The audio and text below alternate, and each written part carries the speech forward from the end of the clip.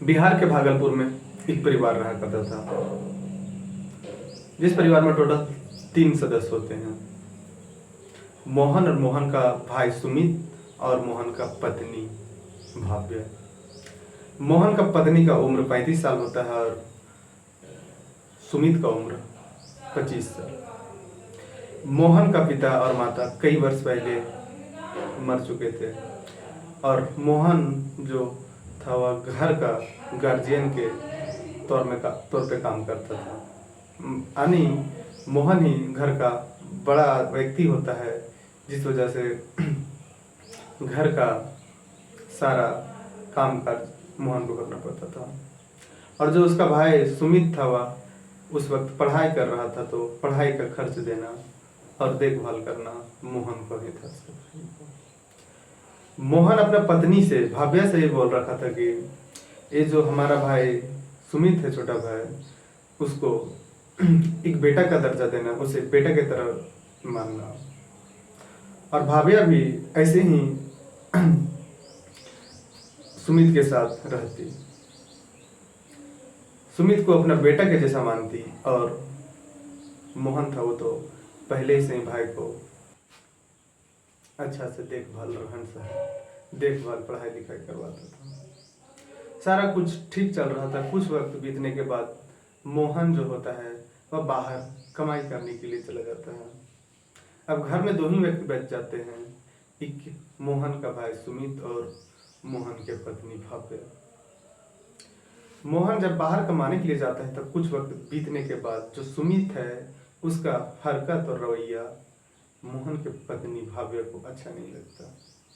लेकिन भाव्या को लगता है कि कुछ दिन की ही बात है, मेरे पति बाहर से आ जाएंगे तो शिकायत कर दूंगा। और ये भी नहीं समझ पा रही थी कि यह जो माँ बेटा का बीच का प्यार होता है वह ऐसा ही होता है थोड़ा। लेकिन ये जो सुमित होता है उसका रवैया दिन प्रतिदिन बढ़ते ही जा रहा था। कभी सुमित नहाते हुए भाव्या का चेहरा देखता, छुप छुप के अपने भाभी को देखते रहता। भाव्या जब खाना बना रही होती तो पीछे से ज्यादा सुमित पकड़ लेता। और तरह तरह के, कभी कभी कमरे में जब रहती सुमित, जब कमरे में रहती भाव्या तो अचानक से सुमित उस कमरे में चला जाता और भाव्या को पकड़ लेता। भाव्या भी ये सब इग्नोर कर रही थी। एक दिन तो हद ही पार कर दिया सुमित। भाव्या को बोलता है, शाम का वक्त था, भाव्या को बोलता है कि भाभी मैं तुमसे बहुत ज्यादा प्यार करता हूँ। भाव्या बोलती है कि ठीक है, होता है, माँ बेटा में प्यार होता है। लेकिन सुमित बोलता है कि वो प्यार नहीं, एक जो लड़का लड़की प्यार करते हैं वो प्यार करता हूँ। भाव्या बोलती है कि ये तुम कैसा बात कर रहे हो, जब यह बात तुम्हारे भाई को पता चलेगा तो तुम्हारा भाई तुम्हें और हमें क्या बोलेगा।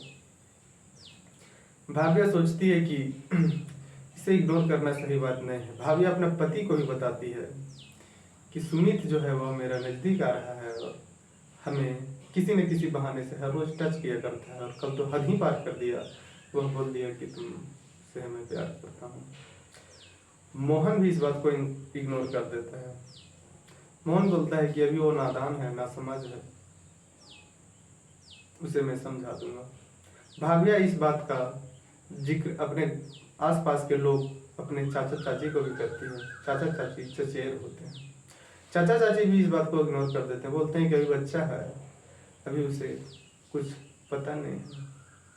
भाव्या भी बोलती है कि ठीक है, इतना लोग को बता दिया हूँ, शायद वो लोग सुमित को समझा दे।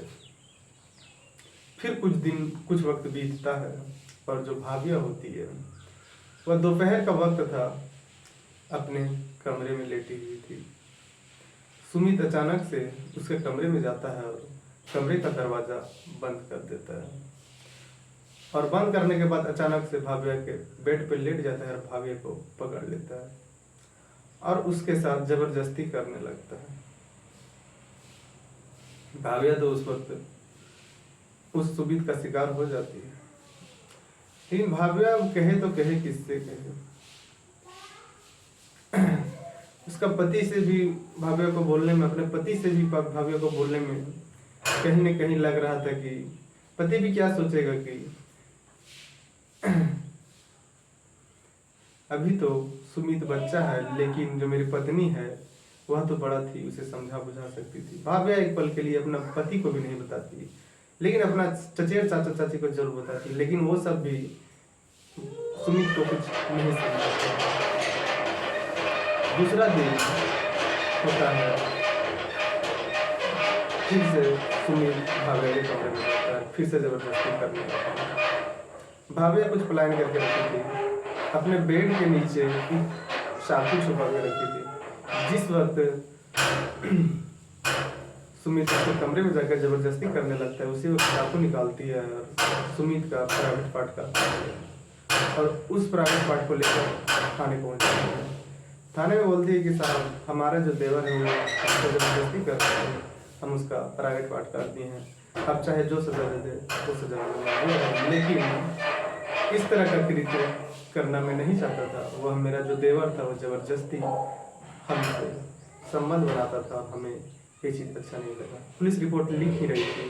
पुलिस उसका चाचा चाची को खबर करती है, चाचा चाची पुलिस स्टेशन आते हैं और भाव्या के ऊपर उसके चाचा चाची जो होते हैं वह 2 तमाचा मार देते हैं। पुलिस डांटती भी है, लेकिन उसके चाचा चाची बोलते हैं कि इस तरह का बात, इस तरह का कदम उठाना कहाँ तक सही था, तुम हमें बताई रहती। लेकिन भाव्या इससे पहले अपने चाचा जी को बता रखी थी, लेकिन कोई एक्शन नहीं लिया गया था, जिस कारण से भाव्या को ऐसा कदम उठाना पड़ा।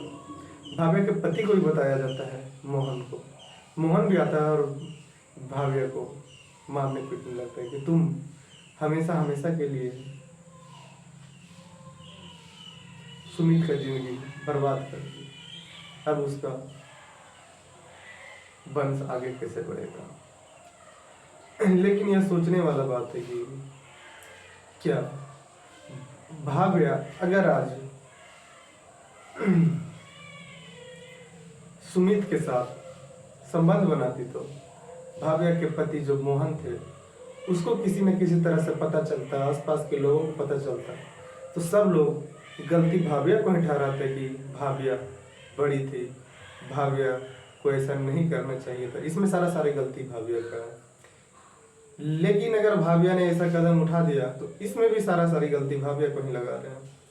क्या एक महिला के साथ कोई कदम उठाए तो गलती, ना उठावे तो गलती, करे तो आखिर क्या करे।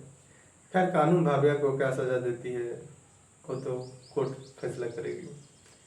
लेकिन भाव्या जो कि वो अपने बच बचाव के लिए की। इस कहानी में इतना ही। जय हिंद, जय भारत।